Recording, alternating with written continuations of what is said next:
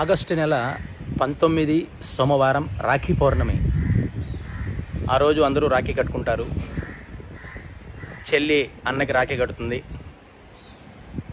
తమ్ముడికి రాఖీలు కడతారు అక్క చెల్లెళ్ళు. ఇది రాఖీ కట్టడానికి ముహూర్తం ఏమైనా ఉందా అని చాలామంది అడుగుతున్నారు.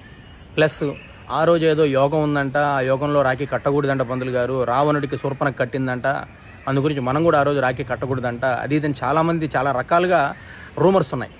ప్రతి ఒక్కరికి చెప్తున్నాను, ఆ రోజంతా కూడా రాఖీ కట్టుకోవచ్చు. ఆ రోజు ఏదో యోగం ఉంది, ఆ యోగంలో కట్టకూడదు, పలానా టైంలోనే కట్టాలి, పలానా ముహూర్తంలోనే కట్టాలి, పలానా మినిట్ పలానా సెకండ్లోనే కట్టాలి అనేది అటువంటి ఏమీ లేదు.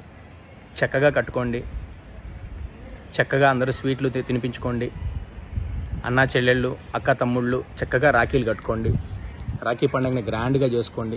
ఎటువంటి అపోహల్ని నమ్మకండి.